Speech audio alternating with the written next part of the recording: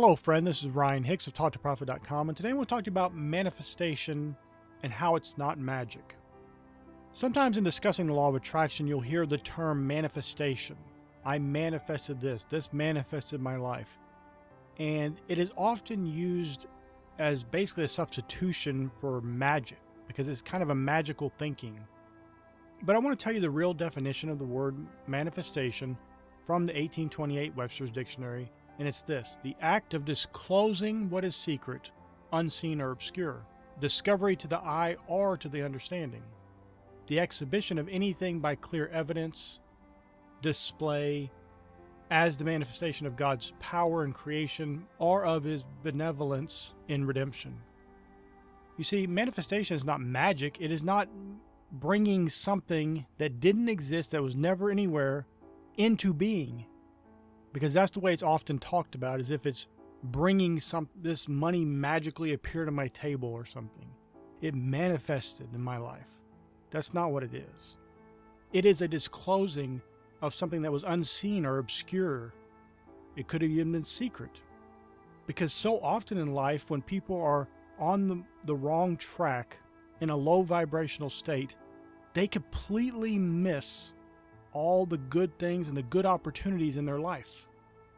So those things that would have been called manifestations are completely ignored by them, and they miss them because they don't see the good things available to them.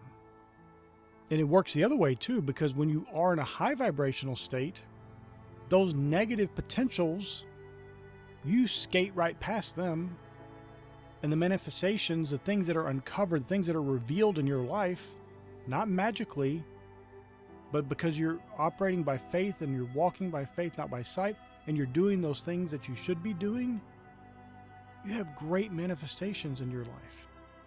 And this is not magic. It's not, when you say you manifested $1,000, it doesn't mean $1,000 appeared out of thin air and fell into your hands.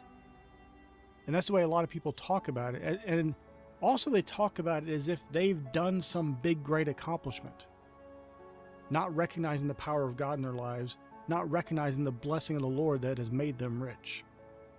Manifestation is not magical. It's not magic. It is something that you have available to you because God freely gives you richly all things to enjoy. He liberally gives you of His goodness. It is His goodness that brings you to repentance. There's no lack in God, and there's no lack in His mercy. He's not refusing to give you blessing. There's blessings all around you, but they're not manifested for you, meaning uncovered or revealed or disclosed, because you can't see them. When you're in a low vibrational state, it's impossible for you to see them. It's like if you lose your keys to your car and you're looking and looking and looking, you can't find them, and you stop looking, and then you take a moment later, you look some more, and it's right there in an obvious place where you already looked, but you were blinded to it.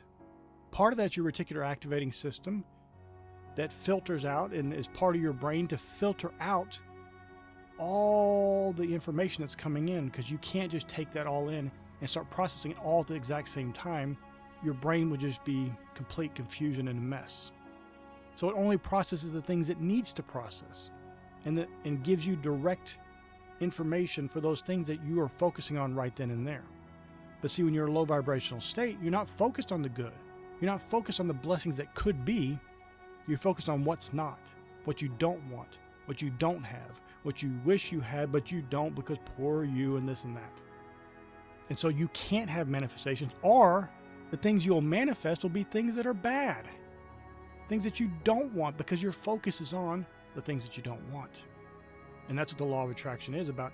You attract things that you are vibrating in tune with, whether good or bad. Just like gravity does not play favorites, gravity does not have respect of persons. You jump off a house, you're going to go to the ground. You could be righteous, or you could be the most evil person on the planet. You both get the same result. And God has set up all His laws that way. And God Himself is no respecter of persons. That's why His laws are not respecter of persons. So don't think that, well, I wasn't great for the first 10 years of my life, so I got to suffer through all these things. And all these religious ideas people have that they need to suffer for their own benefit. No. That's not how God is dealing with you in this planet. He gives you freely of his mercy. And you can receive it at any time. And he'll bless and prosper and enrich you in every single way that you could possibly imagine. But you can also choose to torment yourself and suffer and be miserable and think you're teaching yourself a lesson, and the self-flagellation and acting as if that's somehow doing any good in your life. It's not. That's all a game. That's all a show you're putting on for yourself. It's not impressing God. It's not granting you more favor with him. The favor's already given. The blessing's already given. It's up to you to manifest it, to uncover it, to receive it. Stop shunning it. Stop putting it aside because you think you're not worthy. Take up your worthiness. Realize that you are worthy. Realize that you are blessed in the Lord and deserving, for God so loved the world. You were part of that world. You were part of those sinners and rebels. And the same light that lighteth every man that cometh into the world, Jesus, is available for you. And you can receive any manifestation of any good thing that you so desire. God's not holding it back from you. And whatever that may be, no limits. Think big, massive, great things, and you can have that if you'll believe. And here's the key. Take action. You have to stay in that high vibrational state of faith and confidence and belief, and then take action. Take the action you know to take each and every day. You take more and more action. There are too many people sitting around waiting for God to do everything for them, and it'll never happen. I've been around the planet and never seen one single time that God's planting a field for a farmer. I've never seen God go to work for somebody and they just sit at home while he's working and earning a paycheck for them. That's not how things work. You must take action. He'll bless and grant you favor every step of the way if you'll receive it. But he will not reward you for laziness. He will not reward you for being slothful. He will not reward you for your lack of diligence. And there's a lot of people talking about manifestation, manifesting a cup of coffee and all this nonsense and trivialities of life because they don't have real manifestations, real tangible, good, valuable, beneficial things in their life because they never had the faith to believe it. And you can have whatever you so desire. You can believe by faith, and you will attract it as long as you're in that high vibrational state.